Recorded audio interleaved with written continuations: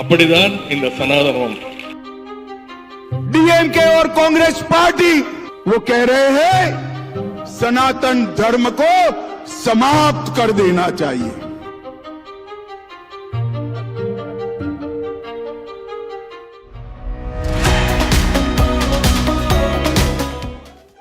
Tamil Nadu Chief Minister M.K. Stalin's son and DMK Youth Wing Secretary Udhayanidhi Stalin made inflammatory remarks against the Sanatan Dharma during his speech at the Sanatan Abolition Conclave on September 2nd.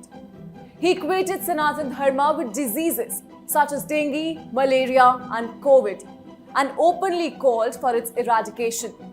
He went on to hail views of BR Ambedkar on Hinduism and EV Ramaswamy, also known as Periyar, an anti-Hindu and a so-called human rights activist of Tamil Nadu, who is also credited as the father of the Dravidian Movement. Namaskar, I am Shreyasa Vijay and you're watching The Big Debate. Periyar was a vehement advocate of anti-Hinduism, anti-Brahminism and a pro-British. The magazine, edited by Periyar, published articles preaching Adolf Hitler and warned Brahmins in Tamil Nadu that they learn from the plight of Jews in Nazi Germany and opt for course correction. Periyar's dislike for Brahmin was so deep-rooted and intense that he was almost blinded by his hatred and anger directed at Brahmins. It is believed that he used to tell his followers that if they ever encountered a Brahmin and snake on the road, they should kill the Brahmin first. He even went on to insult the most revered Hindu deity, Lord Ram, and his consort Sita on numerous instances throughout his life, garlanding their pictures with slippers and spreading numerous canards against Ramayana. Although back in 1957, former Prime Minister Jawaharlal Nehru, in a letter to Madras Chief Minister Kumaraswamy Kamaraj, had unabashedly called Periyar a lunatic who should be sent to a lunatic asylum. It's the same Periyar who is now idolized by the DMK. Stalin Jr.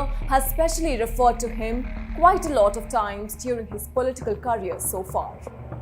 It is this ideology that has been followed by the DMK ever since its inception in 1949 by C.N. Annadurai. M. Karunanidhi took over in 1969 as the Chief Minister, and now his son M.K. Stalin and grandson Udhayanidhi Stalin have taken over the reins of the party and this separatist ideology. M. Karunanidhi was known for his open and unprecedented support for the LTTE and was also accused of abetting the assassination of former Prime Minister Rajiv Gandhi. Now DMK Youth Wing Secretary Udhayanidhi Stalin has called for uprooting the Sanatan Dharma. This gives rise to two possibilities. He either stands for mass conversion or a genocide, both of which sound like cries heard in Kashmir in the 1990s. A separatist threat, the Azadi Gang. Come to think of it, this gives rise to a term called dehumanization.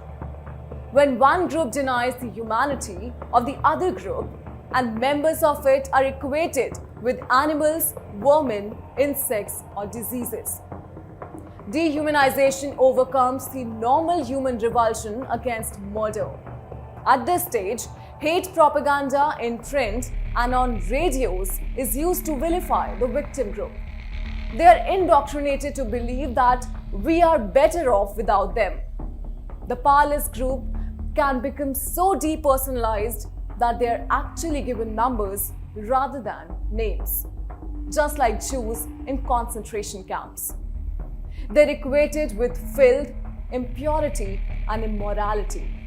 Tamil Nadu's longest serving Chief Minister M. Karunanidhi was an atheist and a self-described rationalist, and so is his son M.K. Stalin and his son Udhayanidhi Stalin. But later, Udhayanidhi Stalin proclaimed himself a proud Christian after undergoing conversion under the influence of his wife. But what's coming next will take you by surprise. M.K. Stalin's wife and Udhayanidhi Stalin's mother, Durga Stalin, is a proud and practicing Sanatani who is often seen praying at temples. She even made a whopping donation of rupees 14 lakh in gold to the Guruvayur temple in Tamil Nadu. Let us tell you here that the temples of Bharat are under the control of the government and are liable to pay taxes out of the total donation they receive. Those calling to do away with the Sanatan Dharma dwell on the taxes paid by the abodes of Sanatan Dharma and dare to speak ill against it. Neither could they bring temples out of the tax umbrella, nor could they include other religious institutions like mosques and churches under it. Cut to the latest uproar. While on the one hand, people like Stalin Jr. call for the eradication of an entire race of the followers of Sanatan Dharma, leaders from the newly formed India Alliance stand in support.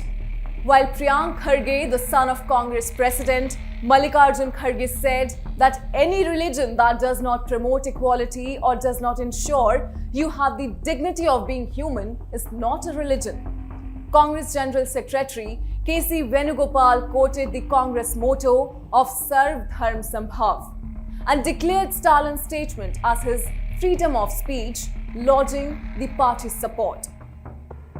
Karti P. Chidambaram also took to Twitter and said that this term has no philosophical or religious meaning in Tamil Nadu. According to him, in popular parlance, political discourse and debates, Sanatan Dharma only means caste hierarchy in Tamil Nadu.